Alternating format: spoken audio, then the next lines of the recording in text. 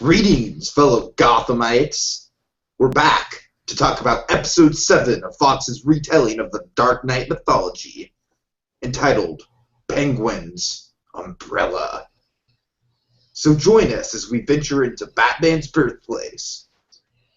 And explore Gotham. Yes! Greetings, fellow...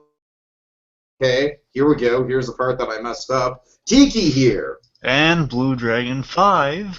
Alright. We rehearsed that right before, and then I didn't do it. Alright, I suck at intros. How you doing tonight, BlueDragonFive? Well enough. Alright, well, Jafar...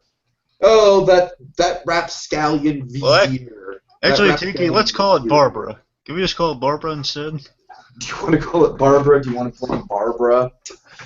But Jafar's the running joke of the channel. But Barbara's so bad. We gotta let off some steam for Barbara until she gets good. Alright, fine. It's all Barbara's fault. Barbara's fault. Let's just say, dang it, Barbara. So every time, you guys might have noticed I haven't been able to record from my actual house, my place of residence, for the past few weeks. That's because Google Hangouts has been giving me a pleasant message every time I've tried to set up a show, and I try to set up shows daily, and it just gives me a, we're sorry, the show cannot be completed. So, damn it, Barbara. Barbara. Come on, we have one thing we have to hate on this show. Come on, get it right. Darn it, Barbara, that's your fault. And then we tried to do this episode last night, and I got disconnected like twice. God willing, that doesn't happen again. But if it does, it's Barbara's fault. Can we agree on that, BlueDragonFive? Yes, it's Barbara's fault. Dang it, Barbara. Come on, Barbara, get it together. Come on, just let us get through this show at least. Because it's a big episode. It's Penguin's Umbrella. We've been looking forward to this for a while. Hey, this is the big game changer from what we can tell on how they're really selling it on networks. All the actors coming in during the commercial breaks telling you, this changed everything, this episode. Wait, did they really do that? Yeah, like Penguin, Jada Pinkett Smith, I think guy who plays Falcone. They all say, oh yeah, when we read the script, we threw it down in shock and awe how great a reveal this was. All right. Well, I guess without further ado, and Barbara complaining, do you want to get into more Barbara complaining? Yes, but let's again focus on how awesome this episode is, aside from the Barbara. All right. Let's get into it. So, again, big game-changing episode.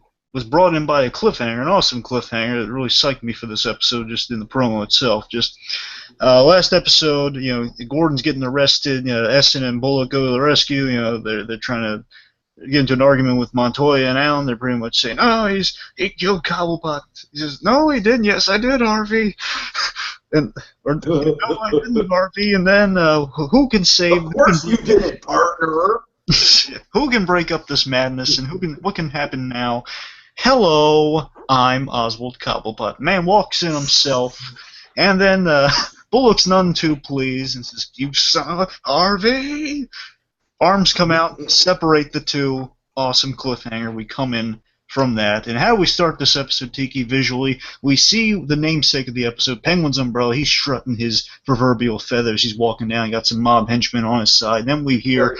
over-the-top music. Over-the-top happy music. And we hear what else? And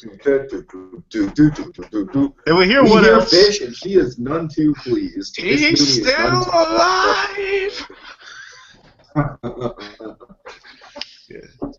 So what does she do? Fish Mooney, she's been kind of a divisive character, but I think you and me can both agree we've really enjoyed her stint on this series so far. Oh, we have. She's room for a lot of comedic gold, but at the same time very threatening and very intimidating. Exactly, and that's why I like her. She's a really unique presence, shall we say. Oh, yeah. And so while she's not taking the news well that Oswald's alive, we're sure that she and Falcone probably heard it through the grapevine of the copious amounts of corrupt cops. Oh, yes. About to walk on Gordon. Oh yeah, big time. And what does she do? She tells the lovable Butch Gilzine, our favorite henchman, to bring Gordon in. Bring Gordon in so he can be reprimanded for not killing Cobblepot. Cut to... And make sure he's alive. Oh yeah, make sure he's alive. Where are we now, Tiki? What's the next scene? We are in the locker room, and Harvey and Gordon are kind of having it out a little bit. Yeah, punch right to the face. Oh yeah, guns And guns drawn, and it harkens back a little to the opening our opening episode of the series. But I don't know if I have the heart to put a bullet in you if I have to kill you for not killing Kalpa, which obviously you did not. So there's a big issue going on now. This scene was really good, really tense. It really shows you, like, we've seen a few episodes of Bullock and Gordon. They're really bonding with each other. They kind of have a good working rapport. It's been building to a head, and you got to imagine the betrayal Bullock feels. And now he's saying, essentially, saying, yelling at Gordon, while he's down, gun drawing on him, saying, "You didn't realize, man, I'm gonna have to kill you now. I'm gonna have to bring your body, kill you, or bring you to Falcone and beg for forgiveness." well delivered. Oh yeah, because the idea is, like, Callipot's alive and he knows stuff about Falcone. He's probably gonna do stuff with that information that's gonna bring down a whole lot of chaos around Falcone, his organization, and the cops. Which, as we know, Bullock, he's fine with everything as long as it doesn't affect him. So Bullock doesn't want that. And he knows, like, his life's going to be on the line because of this stunt Gordon pulled. And he's not happy. But Gordon, I love this. And Gordon, in this episode, Mackenzie, I think he's knocking out of the ballpark with Gordon from this point forward, even more so than usual, because he's feeling to me like this is like off the page Gordon. This Gordon, particularly, again, progress. Year one style Gordon. I'm sorry? Like year one style Gordon. Yeah, it's definitely feeling like year one style Gordon. Like Gordon who would do like what corrupt cops would think would be reckless, but no, it's actually the honest thing to do. It's really gutsy. Sure, right, exactly. Yeah. Yeah, and so like Gordon. I love his delivery of when Harvey knocks him out, and he's just like, Harvey. I don't know. It's just it sounds very Gordon-like. Yeah, the best thing I think Mackenzie's got going for him with his Gordon betrayal is he has, like, just already, it just shows you with the character that Gordon already this young into the job. He still feels like such a tired guy who's been at it for years. He's with the exasperation in his voice. You can hear it. Just he sounds like Gordon. Yeah. He's doing really good. That anyway. So what he's doing here, classic Gordon fashion, he's the glimmer of hope in Gotham. He's telling Harvey, look, Harvey, I have a plan. Okay, just follow me on this. I can get you out of this. So essentially saying, look, we have a way out of this. Bullock's, he's not hearing any of it. Some cops come by in the background and say, go away. Walk away. Yeah, and then Gordon takes the opportunity, takes the gun away from him, knocks him on his butt, and pretty much says, come on, Harvey, work with me here, please. And Harvey, he says, nope, now you get out of here. You better pray I don't find you or I don't meet you again. Yeah, so really a sad ending to the Harvey and Gordon relationship for the time being. Da, da, da, da, da, da. No, I'm kidding. Meanwhile, so after Bullock refuses Gordon's offer to kind of save the city and save his own hide, let's go to Barbara's scene. All right, let's do it. Let's tread through the depths. Now, folks, let's just say this episode's the episode where I gave up on Barbara. We'll get to the reason why later on, but this was a small glimmer of hope at the beginning of this I gave up on Barbara like 2 episodes ago, so I'm way ahead of you, buddy. And I guess I'm the optimist when it comes to Barbara, but even this episode made me throw my hands up. Oh, come on! No. We'll get to it. But, Barbara, essentially, at first I'm kind of sympathetic because obviously she's scared in this situation, but then she's going to do something stupid. But, meanwhile, so Barbara, she's scared, but the reason she's scared is because our lovable henchman Gilzean's there, and he's so pleasant and funny in this scene, which is the reason we love Gilzean. He's the most ruthless mobster, most ruthless and loyal mobster there is, henchman there is, but he is so darn charming. Like he's complimenting her on, this is a really nice place you got here. Because it is a nice place. I bet that's your real hair color. Yeah. yeah, and he's hitting on her. He might. Tiki, right, yeah. Might watch this. Does he? Very politely, though. Very politely. Does he sniff her, Tiki? You mentioned that last night. I'm not sure. I didn't have a chance to go back and watch it. Again, if he does, there might be like a weird thing in the show, people sniffing each other because it seems to be a reoccurring theme. Dear. Just want to make that point. You got Enigma doing it, we got Gilzean doing it, you got Penguin doing it. I'm just saying. Maybe kind of a weird reoccurring, like shiny shoes almost. Shiny shoes, mother of God. Anyway, so essentially Gilsey, he's hitting on Bart. It's really creepy, and he's getting close and uncomfortable. And I love how he forcefully shouts. Basically, she says, "He didn't kill Cobblepot." Says, "Yes, brains and beauty." Again, Gilsey really doesn't know this woman at all. Essentially, oh God. So again, Gilsey, you gotta love him though. And then pretty much he has an arm. He has one guy pointing the gun at him and pointing a gun at her, keeping her there, and pretty much waiting for Gordon to show up. Gordon shows a gun drawn, so he's ready. He's raring to go because he knows Barbara's in trouble and she's not picking up the phone. Gilsey said, "Hey, look, Gordon, just put the gun in. You know, you gotta take your lumps like any guy in this organization. We're just gonna take you down to Mooney or Falcone, and we're take you down to Fish, and we're gonna straighten this whole business out." He said, "Nope, not happening." Pretty much he tells him to step away from Barbara, not doing it. He shoots the guy holding the gun in the leg, pretty much showing he means business. He's not going down there willingly. And Barbara is not having any of this. Certainly. So after he scares Gilsey off, pretty much, first of all, Barbara. If we see Barbara, I was just yelling at the TV. Just saved your life, woman. He just saved your life. Yes. She's terrified of the fact that Gordon would even think about shooting the guy in the leg. Not killing him, mind, just shooting him in the leg to save her life. And more, here's the worst. Stupid. Here's the worst part. I'm just sorry. It keeps reverberating in my mind watching this. Is, oh yeah, Barbara, you can handle this, or you can take half his load. You can't even watch him shoot a bad guy. Right. And if he has to tell you twice to do something, is hey, Barbara, come on, let's go. Barbara! It's just right. I just have to pose this question. You think the writers are doing this on purpose? Like, we can't honestly be expected to like her, right? That's just what keeps going through my head when I see her. To be honest with you, it's ridiculous. I think it's kind of a weird exaggeration of the Rachel Dawes thing in the Dark Knight movies. In the Nolan movies, because think about it, it's like basically everyone else is doing is such a stellar job. It's not that she's doing a bad job, but I'm talking about the movies now, the Nolan movies. It's not that she's doing a bad job. Oh. It's just that she's kind of outshined. But here it's like more so like, okay, because she's the weakest member. She's really the weakest member in terms of she's got nothing, because they used up all the great creative juices on everyone else. Well, except for Montoya. I don't even dislike the actress or the actress who plays Montoya, for that matter. It's strictly the writing. It's really strictly the writing that I have a problem with. The writing is, aside from Fish, they can't write female characters in the show. Essen's a little glimmer. I hope we'll get to that, but still, it's not looking good. I haven't seen the latest episode, so I don't know. I heard Selena had some good stuff to do. Oh, I'm sorry. I also meant Selena. I mean, I was thinking full-grown women. I forgot. Yeah, Selena. Sure. But she's. I mean, right off the bat, she's fantastic. I'm just saying, she's the best female character, and maybe her and Fish.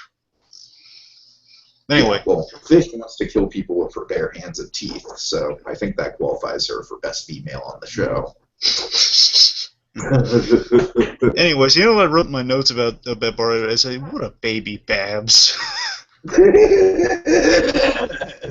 Anyway, so after he pretty much tells Gilsey to get out, or actually I forget if he knocks him out or not. He pretty much just grabs, either he walks there and knocks him out. I can't quite remember the point. He grabs Barbara, tells her, okay, you got to leave town. Uh-huh. Now leave town for your safety. And also, I think he just cut to the train station now. But pretty much, he grabs and says, "Okay, listen, you gotta leave Gotham now."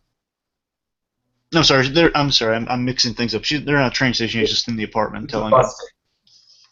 What? They cut to a bus station, not a train station. Well, I can't remember.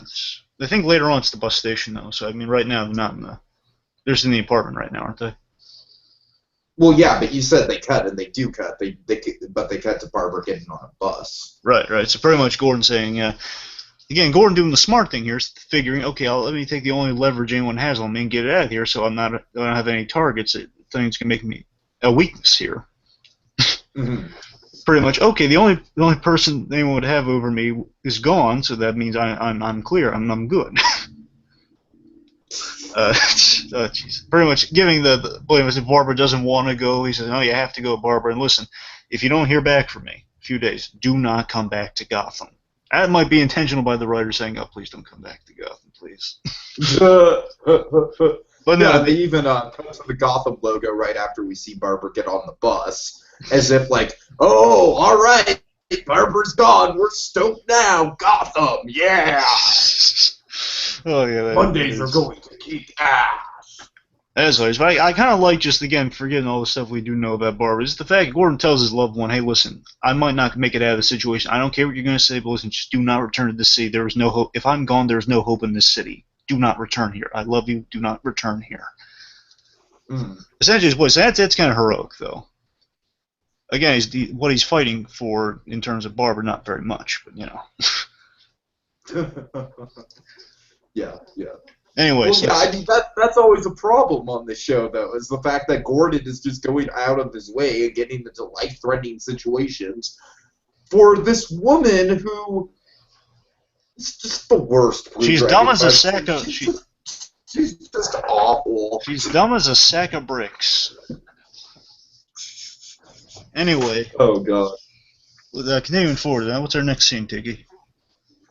Our next scene is Gordon. He's going about his job again, and I really like this scene and the implications of it and what it sets up moving forward in the series, which is kind of Gordon against the entire police force storyline that we got going on. Oh yeah. So really, just really razor sharp tension that you can feel as Gordon just attempts, because at this point all the cops have just completely turned on him, and but regardless, he goes up and let's see, he asks Alvarez, okay, and he wants some blank warrants, and his whole plan is to serve these warrants to the mayor and also to Falcone. So really bold plan going on, really bold plan. So then, so what do you think of that scene? Oh, this was an absolutely great scene. Again, this reminds me so much of Year One, kind of some classic Gordon against the system sort of deal. I just love the fact, at first I thought he was just going to literally like make a statement right there, pretty much grabbing the forms, like the pre-signed thing, which in itself is a corrupt action, by the way. Having pre-signed things by a judge. I definitely noticed that, yeah. Which, first of all, I love that Gordon's using something corrupt as a tool to do something uncorrupt. I like that. Right. I expected him at first I just thought he was going to grab those forms, he's go in the center of the station, but he's, hey everybody, not say hey everybody, but say pretty much rip them in half, like rip them to shreds right in the middle with. Or burn them, and then put them in a garbage can. A little unsafe, though. No, I know, I'm making a rent joke that Monkey would get. Hi, Monkey! But I love the idea that pretty much these guys, they saw the Penguin walk in the station, because everyone was there, even Nigma was there last episode. Right. Everyone's thinking, oh my god, this guy's crazy, he's going against the mob, they put the money in our paychecks. This guy's a nut. Yeah, this guy's a nut, he didn't kill the Penguin. I just love the little murmurs you can get, even just with the look. About them visually, just was not sure what to make of Gordon. They've turned their backs on him, and he's just taking these pre-signed warrants, and they're just worried about what he's going to do, and they're just giving them eyes. I love that scene. It's again, everyone is against Gordon. No, like Gordon has no one on his side. Visually, it's really a good-looking scene. Anyway. Okay, so the next scene we have a really classic meeting of the mob. We have Fish. We have Nikolai and Falcone, right? Those are the three that are there. Yeah, pretty much. And then is Yulzim there too, or no? I don't think so, because I think he's either knocked out or he's waiting for Fish to give some results or something. Okay. So basically, this is where the chickens get introduced, right? Yes. Falcone, he's taking a shipment of chickens. He's like loading them in or picking them out or something or other. And he's talking to his subservient, his like other lieutenants of his mob. Okay, so what's the gist of this scene? Gist of this scene is Mooney. Logically, she's panicking over the Penguin. Moroni's saying, "Well, you're worried about the guy who used to carry your umbrella. I'm sure he doesn't know that much. He knows he was there with me for everything. You gotta kill him." Saying, "No, kill someone who's in the employ of another boss. That's not a wise notion." Pretty much. And obviously, Fish wants the Penguin going because he could blow the whistle on her whole plans against Falcone. Mm-hmm. At any point, that's why she's really worried. Anyway, of course, we know she and Nikolai are working together to take down Falcone also. Right. And the point is, Falcone says, no, if you want Penguin back so badly, you're going to ask nicely. 'Cause, again, we don't need any bloodshed going on. I like this notion. I like this strategy, though. I think Falcone, he's really starting to emerge as like kind of more and more of a power player, and of course we do see that later on in the episode, and we'll talk about that. And then, as they're walking away. Well, hold on a second. I wanted to talk about the symbolism of the chickens real quick. Oh, okay. Symbolism chicken. Let's do it. So, Tiki and I, we have kind of like two theories on like kind of the symbolism. First time I watched this, I thought, and I think it's more so it's a kind of a symbol for gambling, because think of all the characters we have so far kind of making really substantial gambles. Gordon obviously has a big gamble this episode of his whole plan. Bullock's kind of making a gamble on what he thinks is like he's going to lose either way. He's going with the winning side. We'll get to that. Mooney obviously has a gamble with her plan, like it's a real gutsy move to take down Falcone. And Falcone, he's got a really ambitious plan going on with someone later on. So I think gamble, like cockfights and so on and so forth, might be kind of the symbolism going on there. But the other symbolism that's been speculated. You want go ahead, Tiki? Oh yeah. Well, I think my theory is that I think the chickens more represent a game of chicken, if you will. Whereas the whole idea of what side is going to strike first, and when is the bloodshed going to happen? The proverbial and often talked about rivers of blood in the streets. And also that's there's what I think the chickens represent. There's also maybe a little bit of Back to the Future chicken, cowardly chicken, which also fits. Fits kind of Penguin's theme, and also perhaps he's kind of working with someone bird-like, perhaps. Hint, hint, nudge, nudge. Right. Anyway, so let's see. Continue on. Then here's a gripe in this scene. So Fish and Nico, they're walking away. First of all, Nico's getting a little fresh. Again, this is all in the purview of Falcone. By the way, he's like literally, almost like maybe I'm trying to guess like how many feet behind him. He's not that many. He's not that. Like 10. Sorry. I said maybe like 10 feet. Yeah, maybe like 10 feet. The point is, like, they're really close to Falcone as they're walking away, not even out of the warehouse, not even close to the door, really. And pretty much, he's making a move forward. He's saying, not here, not now. We don't need to let him on. Forget the old man. He's going nuts. He's going crazy with this sort of stuff. He'll be out of here soon enough. Okay, yeah, true. I mean, if your plan does work, but he's right there. Yes, that exactly.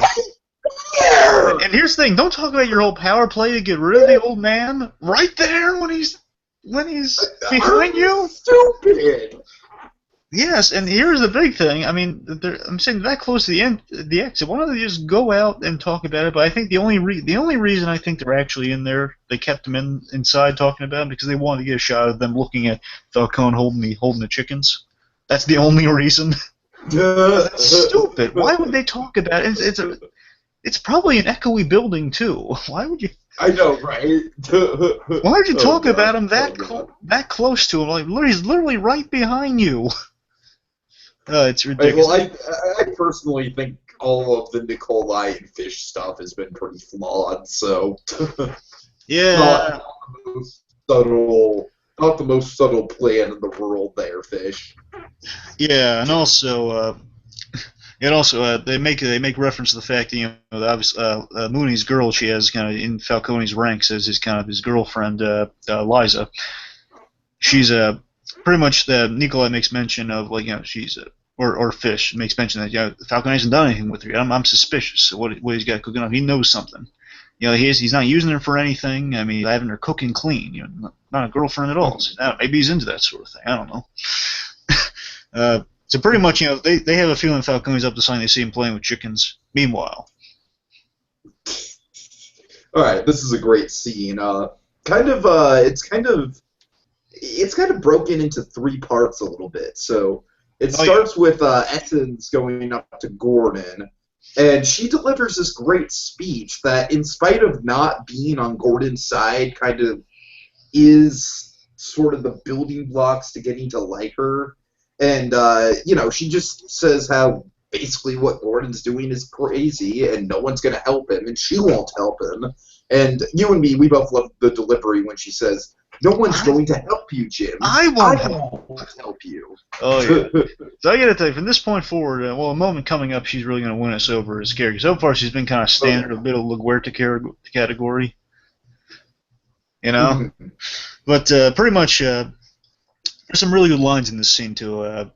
First of all, like she asks Gordon if he's crazy. Are you insane? He says, no. Well, maybe a bit. Feels maybe good. Oh, yeah. And then pretty much Gordon emphasizes his plan here. That, okay, he's gonna do this crazy arrest plan, and pretty much he really knows that there's a really good chance he's gonna die. He points out, well, fine, if I die, then I die. Then it makes a statement. Pretty much, they killed me in public or whatnot, and at least it gets things moving in the system here. I'm gonna die if it's gonna help the city. Really heroic thing. And then also it's established in the scene. She kind of buckles to the corruption is because she has a family. She's worried about them. Good stuff. Again, starting to win us over to her side a little. Oh yeah. Like I said, kind of the building blocks going to the big moment coming up. Again, the whole scene pretty much emphasizes that Gordon's fighting an uphill battle here, and then Essen really, she begs him. It was my favorite bit in the episode.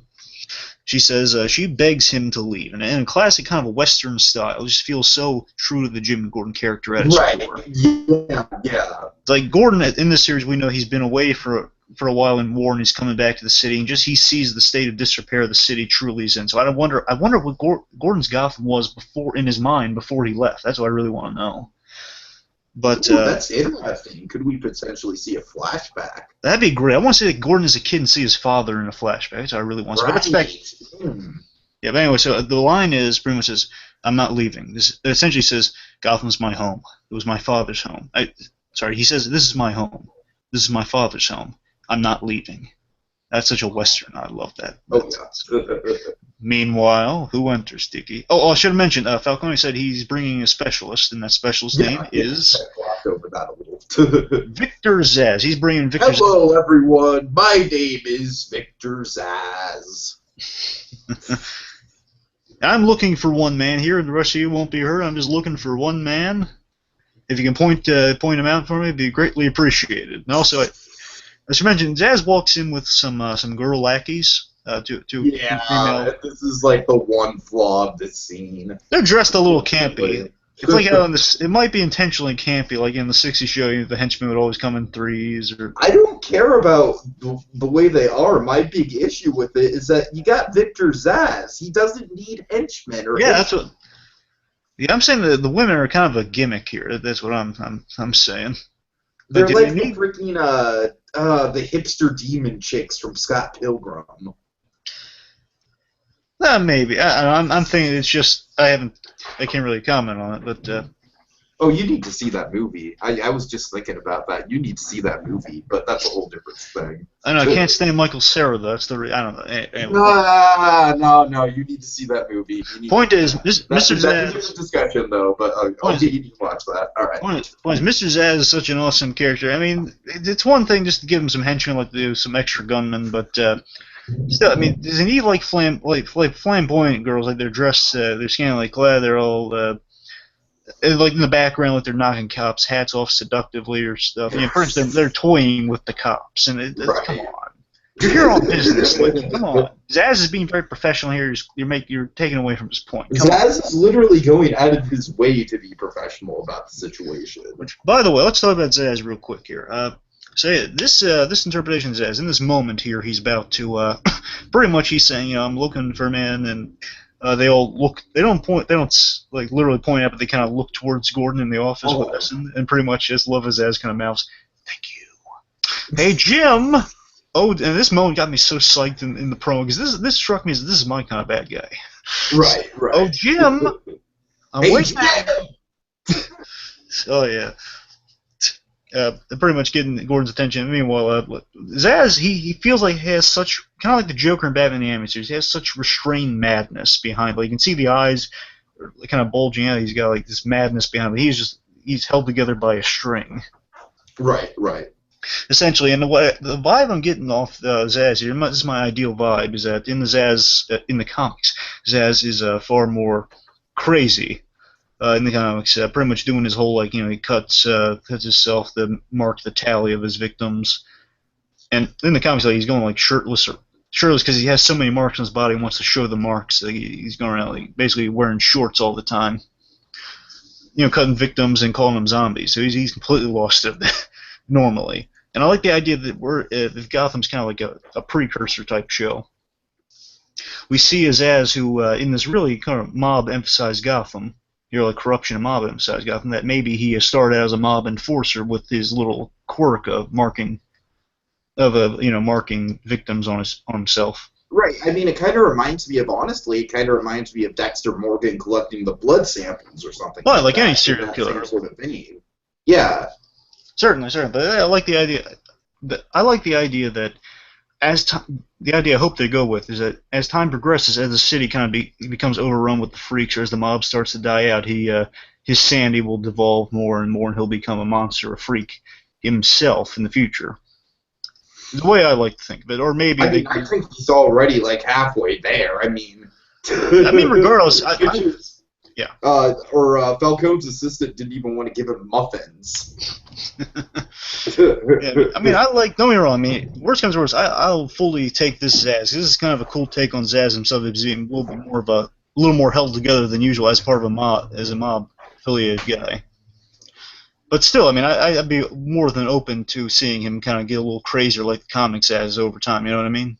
Oh yeah, for sure. And I think that's kind of what they were hoping for all of the villains. And also, one thing is in the comics, his whole thing was what drove him crazy because he lost his money in a gambling debt, and then he completely lost it. Tried committing suicide, didn't work, and that's where the scars were born. Mm-hmm.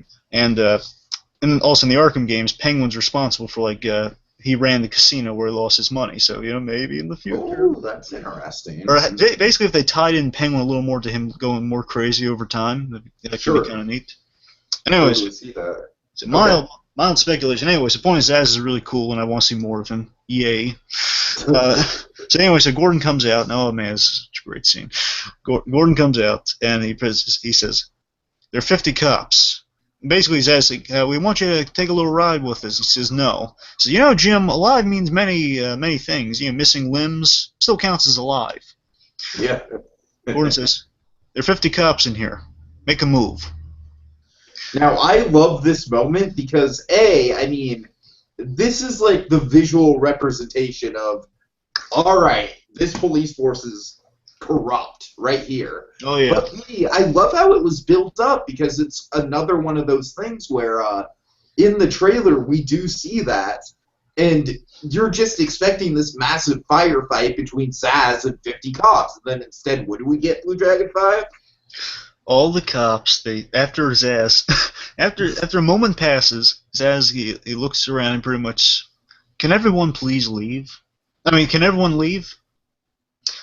Then a moment passes, and his eyes bug out as he says, "Please, please."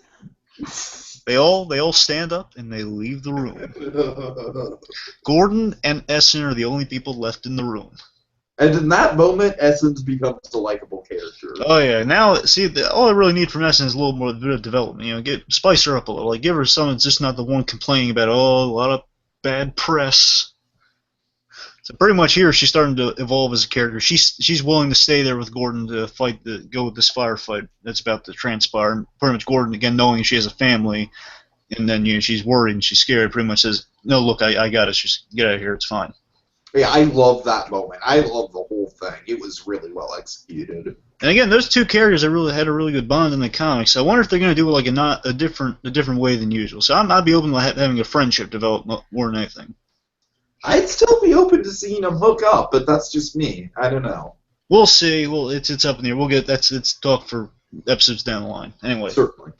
So the point is, Gordon is now alone. I think Zaz says one last chance. Pretty much says no, and then the firefight starts. Gordon fires off the first shot at Zaz. Zaz does a magical backflip that makes it so it doesn't get shot.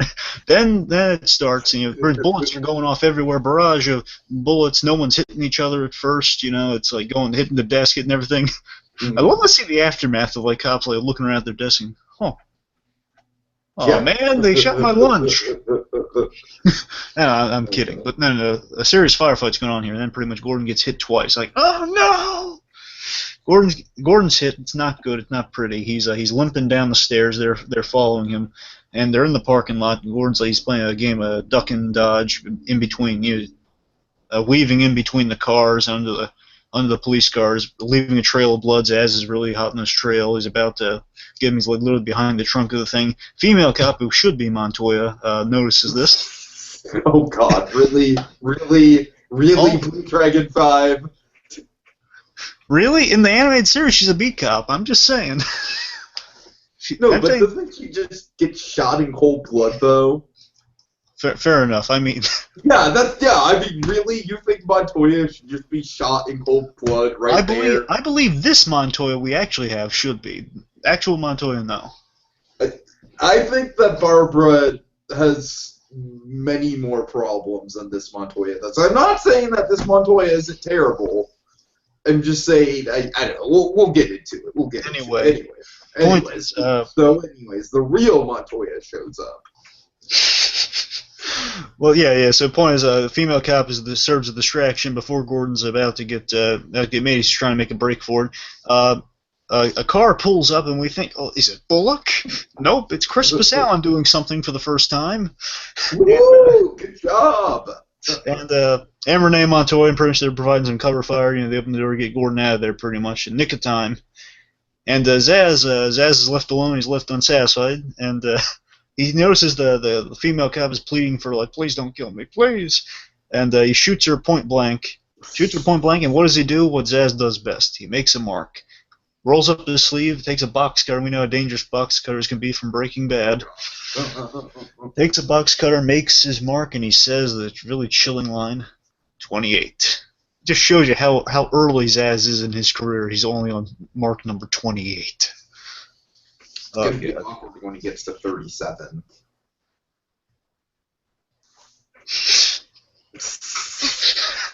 Yes. Anyway, so what's our next scene, Tiki? Our next scene is Gordon. He wakes up with a bunch of lab rats. Yeah. Omen. Tell me that's not symbolic of Montoya's entire character arc. Not quite following on that, Tiki. Could you? I said Gordon wakes up with a bunch of lab rats. Tell me that's not symbolic of Montoya's entire character arc. Yeah, I'm sorry, Tiki. I'm not following you on that one. Montoya's a rat. Oh, what? Oh, well, I mean, just bad character. Penguin's more of a rat than Montoya. I don't know. All right. Bad joke. Okay, so you want to go over this scene? My one problem I have with this scene is, and I mentioned this last night, but Gordon really recovers fast because the doctor is like, wait, if you sit up, you'll die. Like, you could literally die. Well, I think she means if he continues to sit up and do stuff. And he does continue to sit up and do stuff. So that's my problem. Certainly. To be fair, she does say could. Not much, but, she says could. Could. You could die. Anyway, so the point is Gordon's being patched up at university. Really cool idea that, Gordon's being treated like a criminal almost because he's the only guy doing the honest thing here. And it's like how a criminal gets shot and, doesn't want to go to a doctor, obviously, so he goes to like a mob doctor. In this case, Gordon goes to a university. You get patched up without having a report filed or anyone being on to him. So Gordon wakes up, his bullet hole's patched up, and the only excuse for I can manage for like why he's able to keep moving is like they make the excuse that okay he was hit non-fatally, of course, for convenience's sake. Otherwise Gordon would be dead or he'd be bedridden. So Gordon, luckily he's been shot in the non-fatal areas, and pretty much the doctor saying, oh no, what are you nuts? You can't go. You've just been shot twice. No, I got stuff. But pretty much saying he's got stuff he needs to do to carry out his whole plan. And pretty much, I guess she knows Alan. Alan comes by and pretty much says, can you talk to your friend here? He could possibly die if he goes out like this. And pretty much, Alan says, okay, I'll help. Pretty much says, well, don't you need, if you're going to go. Sorry. Gordon says, I'm going. He says, don't you want pants first? Great help, Alan. Great help. Awesome. To be fair, it's Alan saying there's no point in fighting this guy. He's not gonna fall. He's gonna follow those orders. Of course, he's gonna go and do stuff. He's stubborn. That's why we like him. Anyway, so pretty much, hands him his clothes, and he's presumably out and on the way. All right. After Gordon finds some pants, what happens? So we have a great meeting between Fish Mooney and Maroney. Is this the first time these two are on screen together, or am I forgetting something? No, this is the first time they're on screen together. Also, one thing about the previous scene, real quick. Yeah. I love Ben McKenzie's delivery when he just wakes up and pretty much she's like snapping him out, like doing a little coma test, I guess, like the head trauma test. He's saying, like, what day is it? What city are you in? And what's your name, pretty much? And he says, like, the last thing he says, like, and it's Wednesday. Like, I just love the questioning.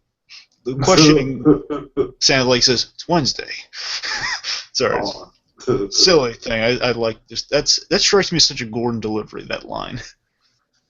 Okay, so Penguin, she wants Maroney to give up, Fish. Mooney. Fish wants Maroney to give up Penguin, but Maroney's like, what can I say? The little guy amuses me. I love his delivery on that line. It's a really tense and yet polite scene. Oh yeah. At first.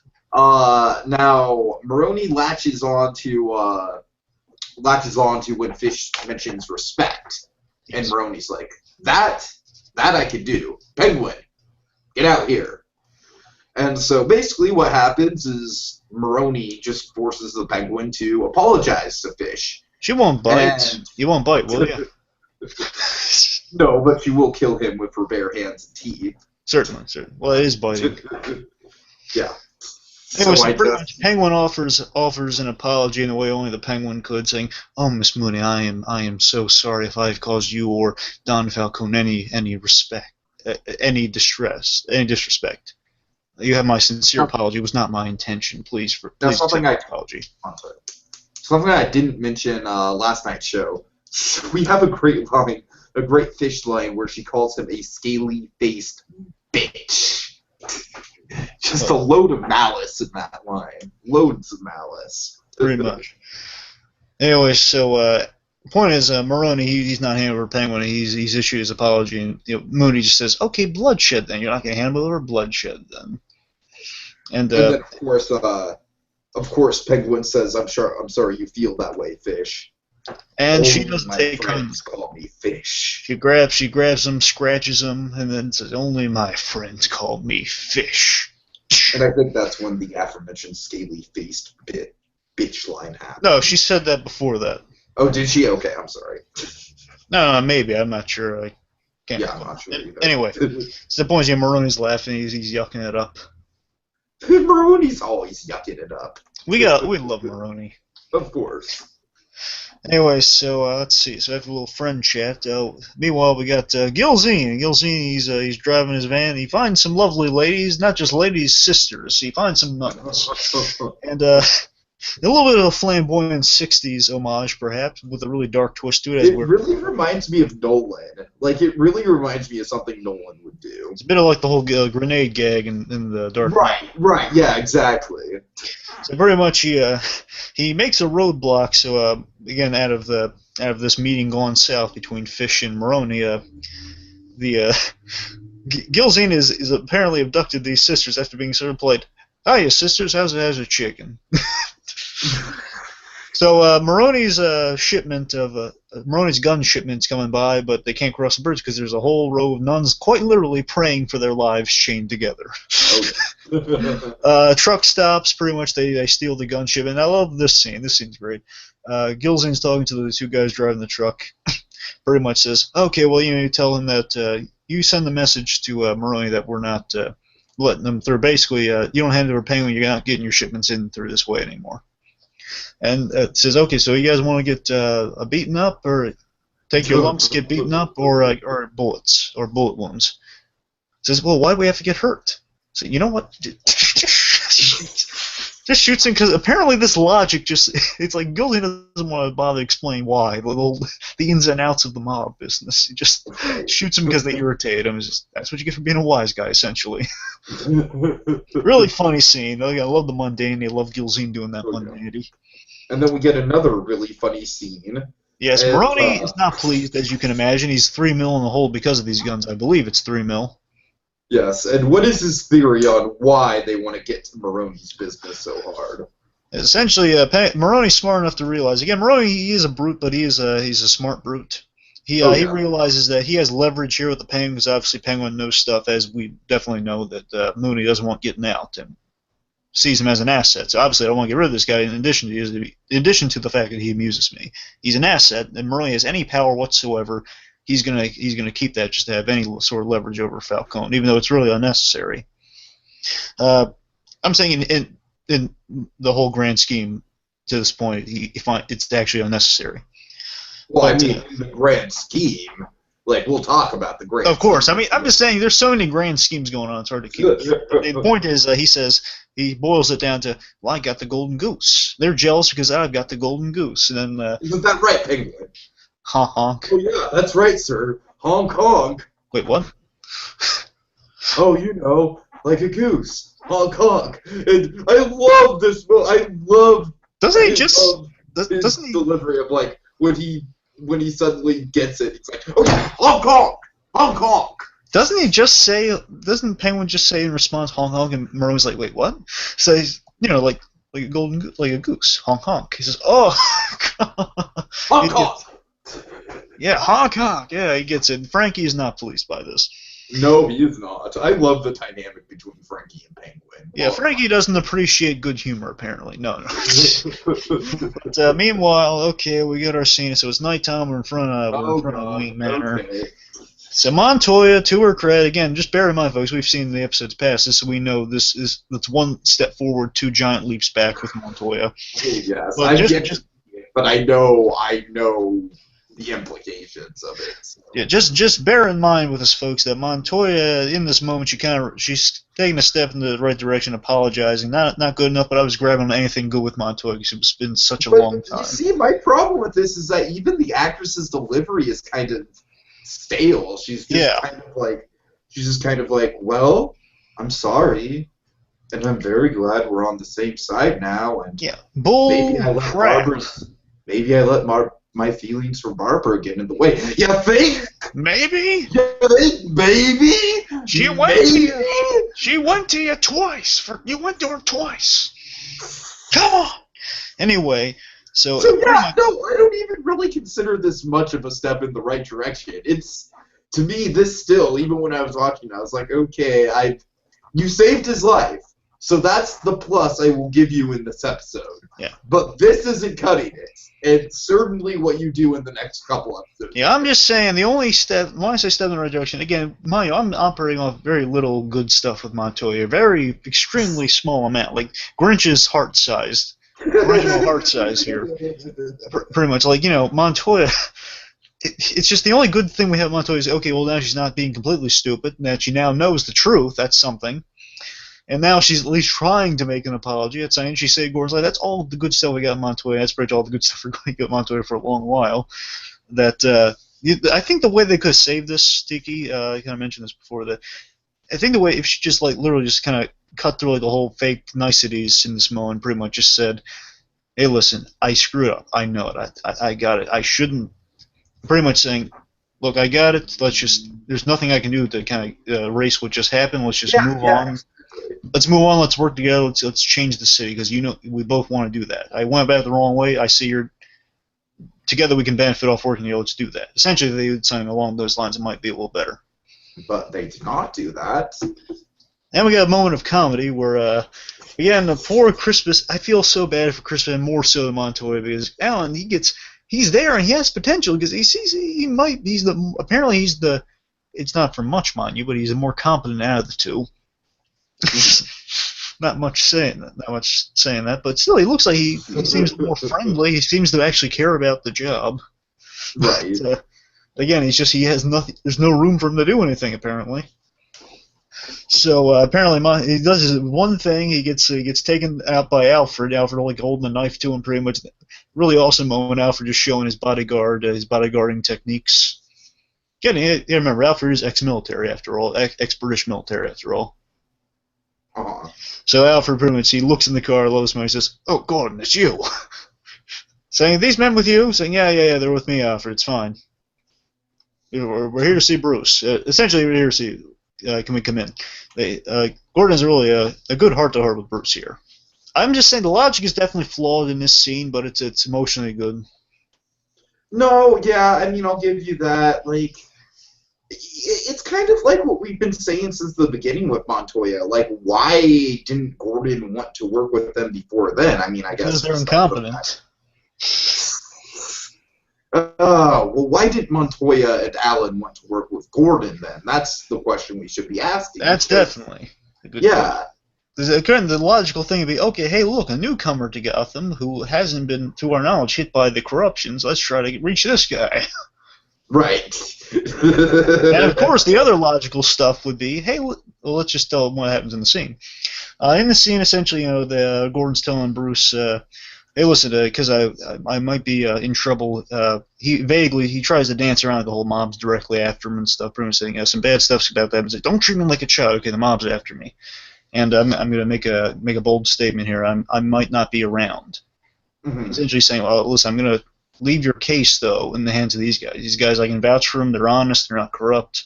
It's in capable hands. Again, quote-unquote, capable hands. Again, you got to give the benefit. Not even a benefit. It's hard for me to do. Again, had we got, like, out of context, if we knew these guys were better than they actually were, then maybe. Right. I don't know. It's like you get the sense like all they really got going for them is that they're not corrupt, but they're just stupid. But still, again, it's just so sad. You feel so bad for Bruce. Like, these are the capable hands, the guys who could have been working on my parents' case the whole time. But instead of trying to frame you. Yes. Really? Instead of looking into the Penguin thing, you could look to the actual case itself. God, those two are morons. I'm sorry. I feel bad for saying that about Alan, but oh my, it's ridiculous. Anyway, so the good part of this scene though is I love the idea that Gordon, and this is really mostly at the end of it, pretty much after Gordon says, "Listen, your parents' case is in capable hands. I might not be coming back." And essentially, Bruce and Gordon exchange a hug. It's really sweet. What I love about this is that this is a type of sacrifice Batman will be making on a daily basis in the future. And I love that this is kind of like an inkling in his mind of how that's starting. Don't you agree with me, Tiki? Oh yeah, for sure. Again, he's kind of looking up to Gordon here in a moment, like, and this guy's willing to sacrifice himself to kind of give the city hope, and he's leaving my parents' case in, again, quote unquote, good hands. So the point is like, Gordon's making precautions, having things set up before he potentially dies. There's a good chance he's going to die, and risking his life. It's definitely going to influence Batman. A little bit of rises in there, perhaps, of like having stuff ready after you die, perhaps, you know? Certainly. That's kind of a good forward thinking. Again, good thing for Batman to learn early on like this. Anyway, really good scene. Well, emotionally, good scene. Not so much logically. Yeah, logically, definitely flawed. But again, emotions really kind of bring almost anytime Gordon and Bruce hug, it kind of gets me going. It gets my throat a little. Anyway, what's the next scene? Next scene's really good. Kind of it's the culmination of the Frankie versus Penguin dynamic that we've got going on for the past few episodes. Remo, no! Wow. Yes. Sorry. Go ahead. So what's happening? Well, you take us through because I can't stop laughing at that. Anyway, so I love Remo. Anyway, so we're at Nikola's warehouse. Penguin knows the location, and there's some explosives. They get in there, shoot up the place, take out Nico and all those guys, and and because of this, pretty much job well done. Penguin, we see this is all part of Penguin's grand design. It came to fruition. Frankie points out, I could tell Maroni right now. You don't act so cocky. I could tell Maroni all your good planning and stuff, good for you. But I could tell Maroney that you just died in the barrage of bullets here, and he'd be just fine with that. He'd be like, oh, that's too bad. Yeah. And essentially, then Penguin says, after he takes a few punches from this guy, pretty much says, let's take a moment to clear the air. And we see this is literally part of Penguin's grand design. This moment here, this is part of it at least. And Penguin's got a huge grand design. We'll get to that. Oh, yeah. Pretty much, he points out that I learned. I learned that money. I learned that money is loyalty, and that you don't pay, and that you're a cheapskate. Essentially, Penguin has a whole really good speech about how how I take people down by playing these things out. Essentially, I analyze people. Their passions become their weaknesses. Like their passions.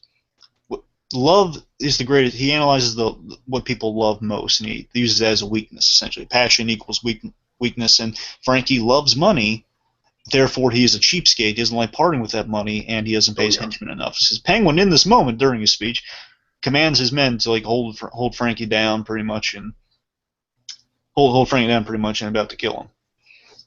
Pretty much, Penguin has, as we know, Penguin has a copious amount of cash from his little plan earlier on with the cannolis. Right. And, dear God, I forgot about the cannolis. Because of the cannolis, so he's paid off Frankie's men. So, again, he's just taking the rug out from under Frankie here, giving his whole speech. And let's see, pretty much after he kind of has Frankie at his mercy here, he points out that love, and I've learned love conquers all. As I think he stabs him, doesn't he? Yeah.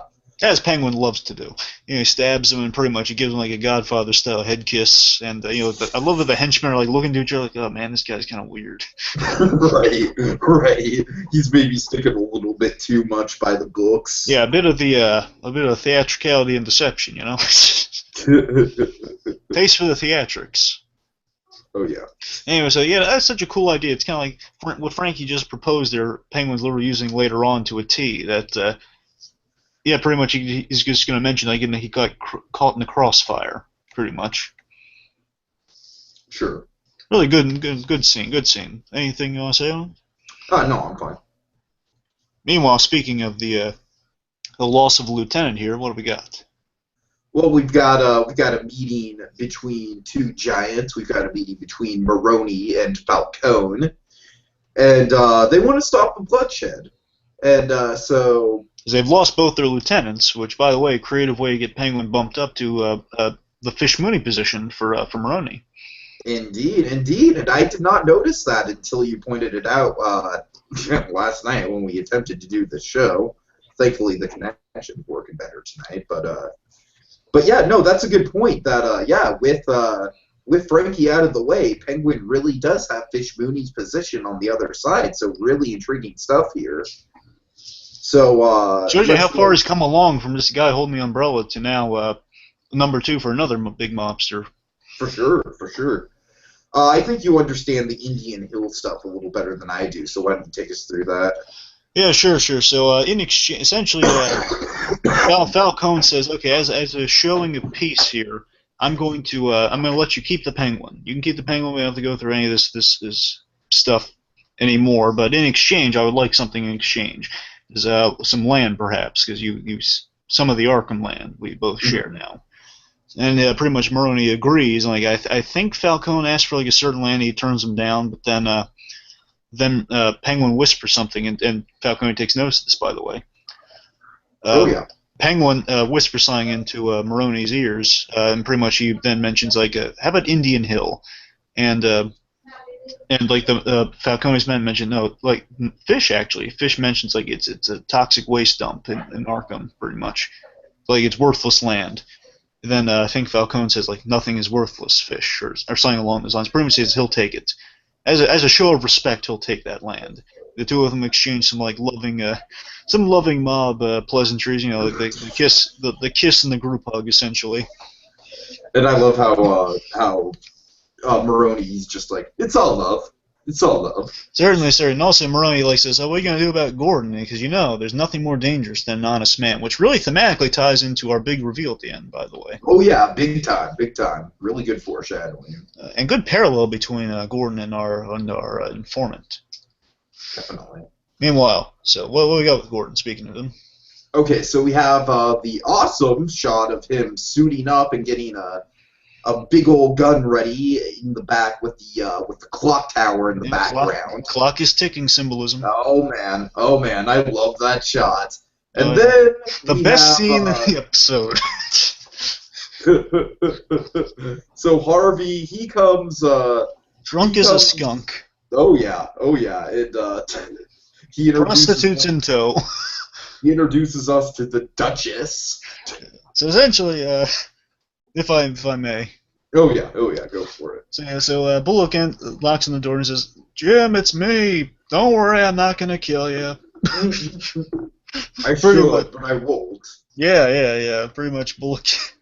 Bullock has been drunk as a skunk, and we can presume, again, it would have been maybe a little nicer to, again, we're not new saying this sort of thing, but it would have been kind of neat to see that moment of, like, I'm not sure I have the guts to put a bullet in you if I have to. Yeah, but we won't harp on it tonight. Yeah, exactly. I'm saying, I think we got at least a nod to it in the beginning, and also here we kind of have, like, a night. I assume, like, Bullock was mulling it over, and that's why he was getting drunk. He was mulling it over. Sure. Anyway, so Bullock here, drunk as a skunk, he pretty much says, I'm doomed anyway. Things are going to go to heck because of the stunt you pulled, and, whether I just plead for it, it's probably not going to happen. I'm pretty screwed either way. So I figure if I'm going to take a side, I might as well take the good side for a change. And I like that Bullock is drunk during this because it makes sense that Bullock, maybe deep down, this is the good side of Bullock coming out and pretty much saying, I'm a good guy deep down. At least it's Bullock in his right mind would never side with the uphill battle.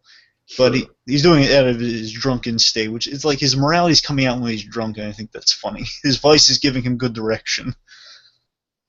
Yeah, indeed. And speaking of his vices, also he says he has a companion with him, and pretty much he says, look, where are my manners? Jim, this is the Duchess. Hello. It's pretty much after they kind of establish, I'm going to join I'll join the good guys. I'll join up with you. Pretty much, Gordon lays out his plan as he tells the Duchess, "Why don't you get him to change in some more comfort? Maybe your birthday suit, perhaps." Oh, I think he's got a type. He's got a type. Hefty. The question is whether he specifies the type or whether that's all he can afford. Right. Yeah. I mean, nothing against the Duchess. She seems lovely. I'm just genuinely curious. We know Bullock in a lot of cases. Anyway, the point is, so he mentions his plan to arrest the mayor and arrest Falcone. Pretty much. Bullock makes the observation that plan sounds like a panel of chimpanzees and a bucket of crack. It's no holy bicycle. It's no holy ghost in a bicycle, but it sure is funny. And, again, pretty much is okay. Well, we're done anyway. Might as well have some fun before we go. Pretty much says, okay, I'm game for it. Yes. Speaking of fun, he plays a nice old game of Marco Polo as Duchess is in the other room, presumably getting ready for stuff. Oh God. Pretty much. Those sheets. Yes, I feel so bad for. I emphasize so much with Gordon in this scene. Just pretty much Bullock saying Marco Polo, and he goes off into the other room. Man, drunk as a skunk. You just see the look on Gordon's face, like disgusted look, like I'm gonna have to throw out those sheets. Oh God. It's like, I mean, say what you will about Barbara, but you feel a little bad that man, they're gonna have to change those sheets. Right. Like, yeah, just knowing it. It's ridiculous. Anyway, so then we get another really awesome moment here. Pretty much they arrest the mayor. They're waiting for him in the limo, and Gordon just enters the limo, a shotgun in tow, pretty much saying, "Oh, what's going on here?" Says, we're taking, saying you're under arrest, mayor. Says, what kind of joke is this? And then Bullock turns around, no joke. And wearing a limo driver's hat and everything. It's hilarious. And I love Gordon's shit-eating grin. He's just so satisfied. Oh yeah, I love seeing Bullock with that limo driver's head turn around. And he's like saying, "Yo, this is the craziest plan ever, but I'm having a blast being part of it." It's like that Bill Murray. It's like Dr. Venkman in Ghostbusters. I like this plan. I'm happy to be a part of it. To quote Marv from Sin City, "I don't know about you, but I'm having a ball." Right. All right. Meanwhile, so they're using the mayor as a Trojan horse to get into the Falcone estate. They try arresting him. Falcone's so great in this scene. Oh, yeah. he's the actor playing Falcone. He's really great. He essentially he points out, this is a crazy plan. He says, "Yep, we know." Pretty much saying you're under arrest and all that stuff. Well, essentially, I think Falcone recognized, basically, I see your plan is to go out and die, have us all die in a blaze of glory. Yep. And also, I think the mayor's like panicking in the scene too, which is pretty funny. Pretty much saying he doesn't want to die in a blaze of glory. The mayor's so cowardly and so funny to me. So Romero, he is not. He is not Romero in the slightest. Anyway, so that's pretty much Falcone here. Is a really gutsy move. Now again, now bear in mind, first time watching this, let's not get to it until it happens, Diggy. First time watching this, I didn't pick up on the reveal. I was kind of sucked in because I was thinking, how could this character possibly do something this stupid? I mean, this would be like beyond. This would be my giving up point. Should this happen? And so Falcone makes a really bold move here, and I thought it was a brilliant move at first. That he says he's threatening Barbara. And of course, we all saw Gordon directly tell Barbara, "Hey, get out of here! We saw her get on the bus for Pete's sake," and we were all happy about that. So obviously, in our minds, Falcone is bluffing. You're saying, if you try taking me, your dear Barbara, she's not going to be doing too well. And the question is this a bluff or not? And obviously, in the audience, in Bullock's mind, well, yeah, it's a bluff. Right. And Gordon, I love this moment. Gordon, he can tell the seriousness. He can read. He can get a good read on Falcone because he's dealt with him before. He had a really good, interesting conversation with him in the pilot, so he's got a good read on Falcone, and he knows when he's being honest and when he's not. So pretty much, Gordon's faced the option: believe him or don't. We cut to muffins. Zaz cannot have one. Yeah, we see Zaz can't have some muffins, but more so we find out that Barbara was, in fact, and I was shouting my TV, by the way, during this. Barbara, in fact, she is in there. I'm saying, come on! Barbara, seriously? Oh. It's like, even when she's trying to be helpful and she's not nagging, it's still just the worst. Well, to be fair, now I just want to walk you through my thought process here. At first, I'm thinking, okay, well, I don't know how Falcone could have managed it. Maybe he had someone tailing her. Again, I was benefit of the doubt here. Just follow me on this. I was still unclear of how the parameters is, so I thought maybe Zaz found her, like maybe someone abducted her on the bus. Who knows? I'll give her that. So then apparently Zaz wants muffins. Liza says no to him, but offers muffins to Barbara, which is a nice little trait too, by the way. Sure, she'll beat a girl near to death or to death, but still offers someone muffins. Right. She's being polite. It's like Nick Ford not offering the. Don't even get into that. No, he didn't offer him water. He could have offered him water, Tiki. All right. Anyway, point is that he gets a call, and you know what Zaz's ringtone is, Tiki. Oh wait, hold on. I can play it. Just don't say anything, okay? All right. Hold on. Hurry up.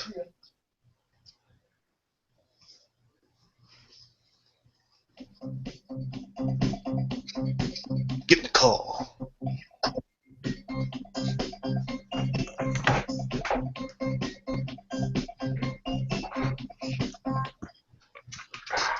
Cut myself to some jazzy music now. Dun, dun, dun, dun, dun, dun, dun, dun. No, but he gets a call with his Funky Town ringtone. Pretty much we're thinking, we would love it if Barbara were a goner, but that's not going to happen. So we find that a call's coming in, and Zaz is disappointed. Oh, and, yeah. I love how Bullock's pretty much saying, well, now we're fish food thanks to you. And then we find, I just love Bullock's. We have a great Bullockism here pretty much as she's being walked out, pretty much saying, I guess it wasn't a bluff. It was completely a bluff. Says, okay, maybe it wasn't a bluff. Barbara gets brought in, and then this is the moment where I said kind of our technical difficulty phase, by the way. I kind of coined it in this moment. I said, dang it, Barbara! It's just Barbara's like led in there. Barbara's led in there, and Falcone explains. Yeah, here's my moment. The moment I give up on Barbara. Falcone mentions that, oh yeah, Jim, you shouldn't be too mad. Or she walked up to me and she came here and she pleaded for your life. I'm thinking I was yelling. Again, I was yelling at my TV here. I was just saying, seriously, Barbara, you can't do one thing he says. One. You're worse than Skylar at her worst times 1,000, lady. Come on! Oh, yeah, most definitely. Skylar White had an interesting story arc. Yeah, I mean, it's like it's like when Heisenberg, it's like when Walter called her and pretty much saying, because you couldn't do one thing I said. That's exactly the reaction I had. Literally, she couldn't do a simple thing. It would protect Gordon's interest. If you're out of town, if you stay out of town, he doesn't have anything to worry about. And why did you do this? Because you're worried he's gonna die. Well, you know what? This isn't helping either. No, Wait. it's really, especially because the reason why he sent you away from town in the first place was because they wouldn't have any leverage Yes! against him. For crying out loud, Barbara. Just one thing. One! Anyway, so yeah, meanwhile, I think there's, at some point it kind of comes up that, now the question is whether they kill you or not. Then the mayor's a really funny line where he says, you know, I'm late for work. I'm going to get going now. No, and he also says, well, that was quite an adventure, fellas. I'm going to get to work. Oh, the mayor's funny. And you can just tell, you just feel for Jim. Yeah. It's like, damn bastard is just literally getting between my fingers. Ah. Yeah, and also I love how Falcone has a really cool line here too. He says, you know, he's talking to Gordon and Bullock. He says, you know, Gotham needs strong men like you, men with principles. It's a really good line. And pretty much Falcone makes, again, for a moment I was really worried for these guys. I mean, I knew they weren't going to die. I was worried something horrible was going to happen to them, though. Right.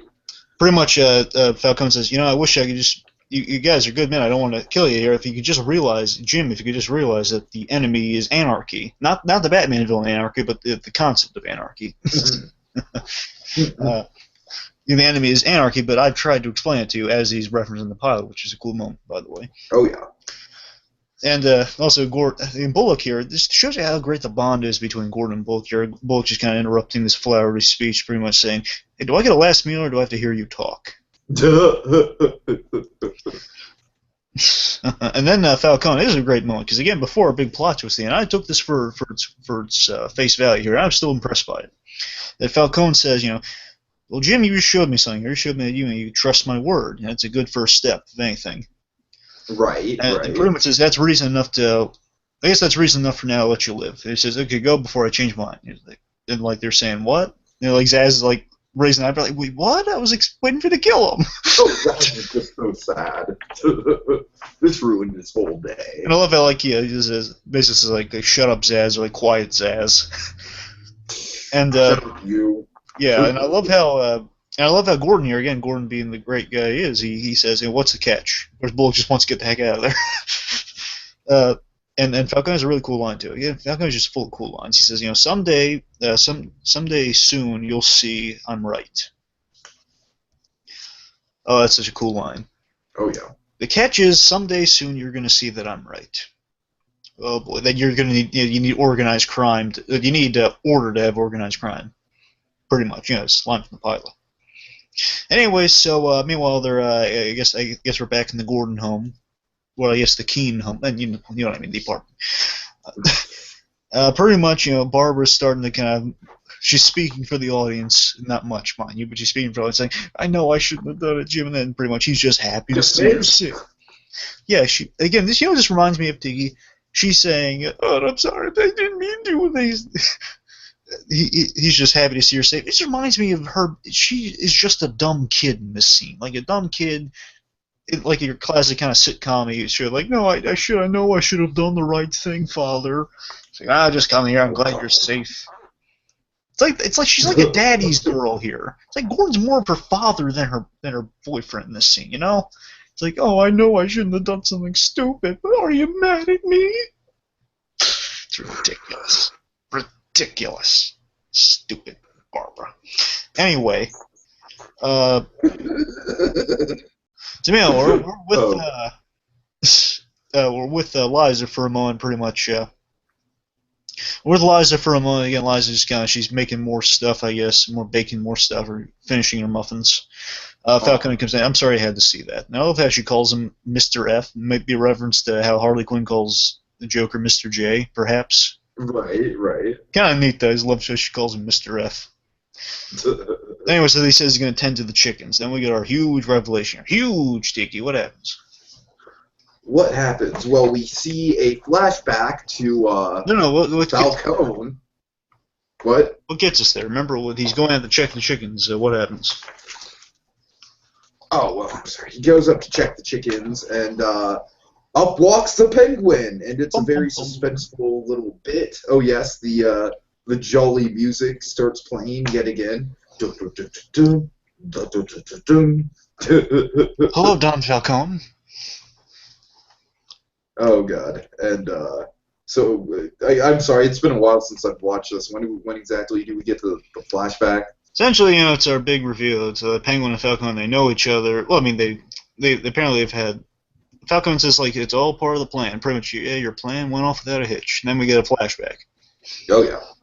We see in the flashback we see them striking a deal. Pretty much, literally, we pick up from the moment he's looking at the two of them, basically cut them down. They he asks Gilzine, where's the snitch? In the other room. He goes there, and he's pretty much saying, he has a really good line he said episodes back. Dead men are the most honest before they're about to die, or so you should listen to the pleas of a dead man, essentially. Something along those lines. I'm butchering it, but you know what I mean. Right. Pretty much, Penguin wants to strike a deal. Pretty much, he just wants Gordon to do the deed. And he says, well, why Gordon? Because if he does it, he's the only man I've seen here with a conscience. And we know that because this does fit, because earlier on he met Gordon. He knows Gordon was doing the honest stuff, even though it was stupid, because he saw him getting beat up in the alley in the pilot. And he went there to talk to Fish Mooney before he got knocked out and dragged to the warehouse. Pretty much saying, how can I help you, Detective Gordon? Says, no, you can't. Pretty much, we know he's got a vibe that Gordon's an honest man, so it's not coming from nowhere, by the way. Just want to make that clear. Mm-hmm. Some people forget that. Point is, he wants Gordon to do it because he knows he's the only one that would give him a chance to live, perhaps, the only one who has a conscience where he might be able to live. And obviously Falcone, this wouldn't benefit him because he wants him dead. He says, well, look, what I'm offering you is information.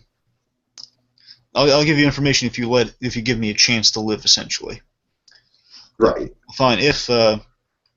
And basically he says, if I survive, I will be an informant to you for both sides. I will come back to Gotham. I'll be an informant for you.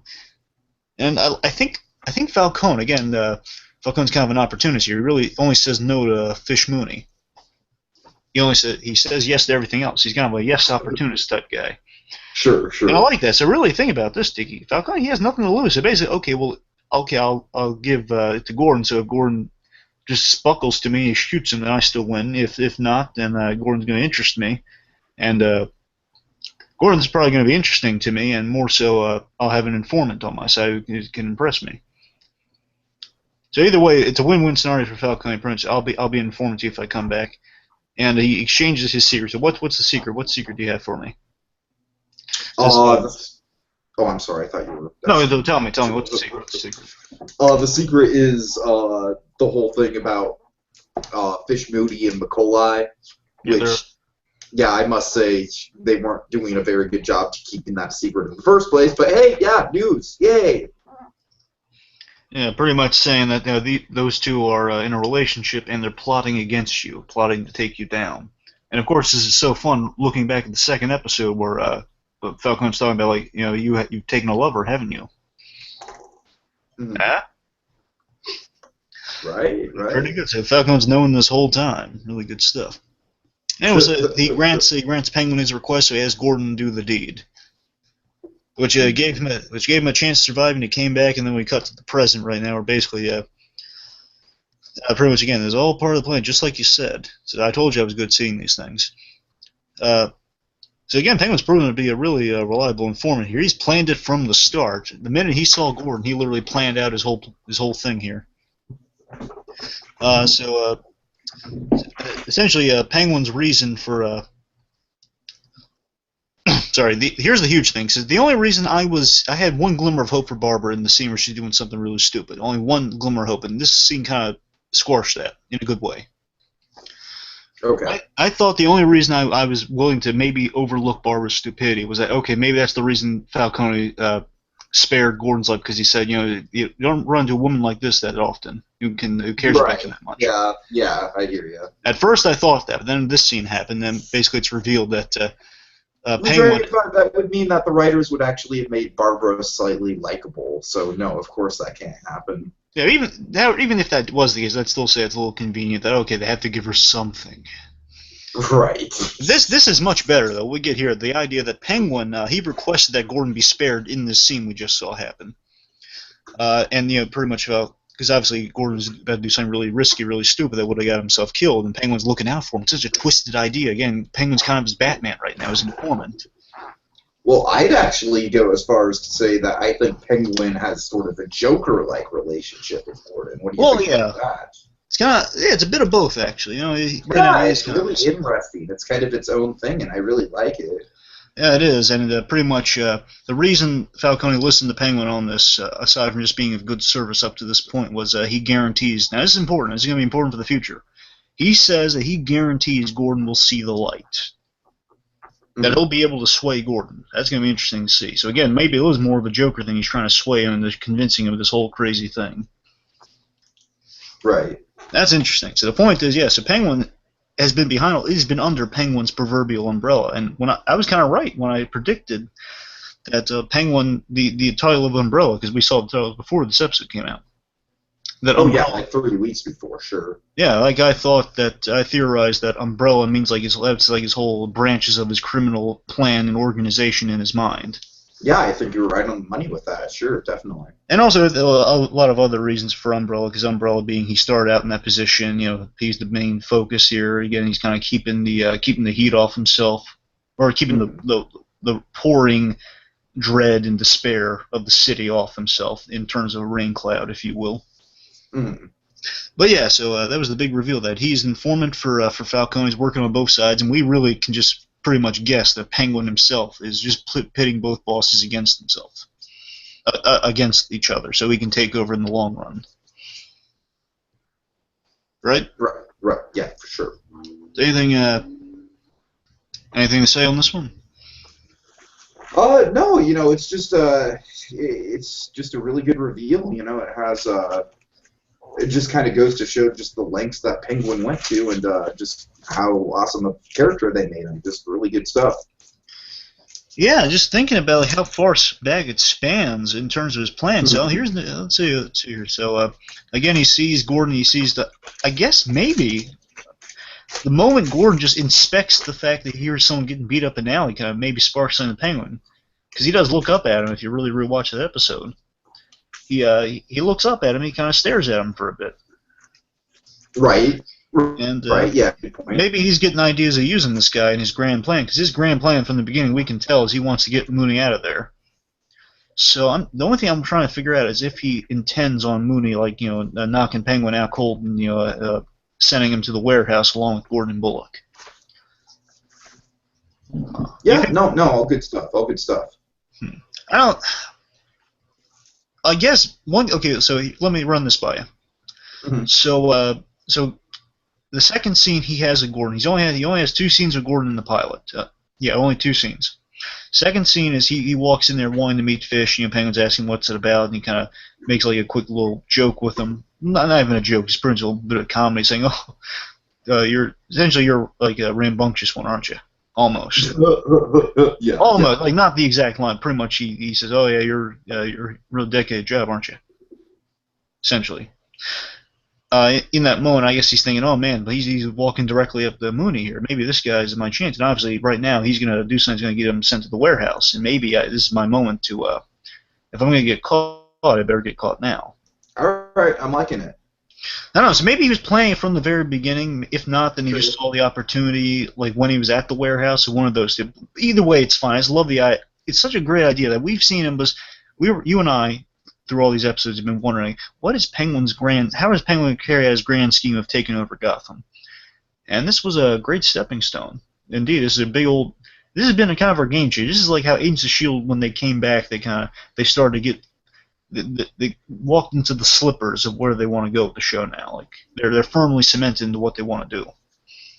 Yeah, definitely. And I think since this episode, I think the show's really gone a long way to improving the overall case a week format that the earlier episodes had. I think while we're still getting cases, they're becoming more and more relevant to the overall storyline. Yeah. So, yeah. Yeah. I mean, just to kind of remark on the series up to this point, because again, this is kind of our not unofficial season break. Like it's not the season break, but it's kind of like it's the big milestone, I guess. Sure, yeah. It felt like it definitely could have been a mid-season finale. Yeah, that up to this point, really, I would have been. I'm just saying from the beginning, I would have been open to this, even if it just was a case of the week procedure, which is a chock ton of Batman references. But no, I like what they're doing with this. They're actually making it much more than that. They are thematically tying in. You believe this is the city that's making Batman, or at least definitely necessitating Batman, and still keeping interested with the great character that is Jim Gordon and Harvey Bullock and all those guys. And so far, again, they are starting to up the game. They're kind of, again, right now, what they're doing with it, I'm not sure where they're going, but we'll see. But at least in this episode, at the very least, characters are starting to take a step in the right direction, barring Barbara from that equation. Mm-hmm. You know, our inept cops are starting to at least get on the right side with Gordon. And Essence starting to become a more interesting character. And, you know, obviously the huge reveals with Penguin and our mob stuff starting to tighten the noose around Fish's neck. Yeah, a lot of interesting stuff happening, for sure. It was a fun episode. It was a game changer, and it was definitely worth the wait getting up to that point. Most certainly. Oh, yeah. So, anything else you want to add to this before we go? No, I think we pretty much picked this episode apart. You know, it's like you said, it was definitely a game changer of an episode. It really gave us a lot to chew over. So, can't wait to see where we go from here. You know, I've only seen Black Mask like one time, and the time I did see it, I was sick, so I definitely have to go back and rewatch that. I haven't even seen the episode from this week, Harvey Dent, so I'm a little behind from you. So, I'm going to make one prediction. Again, we're not really speculating because, again, it's a little old news for that. But right.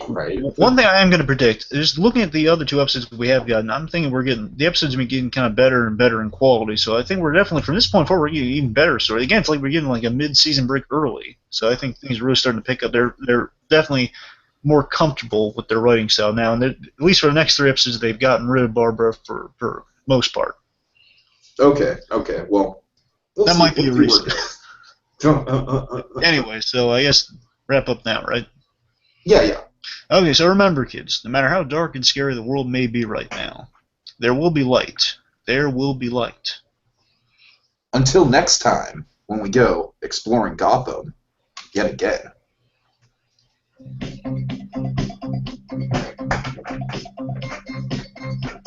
Hello.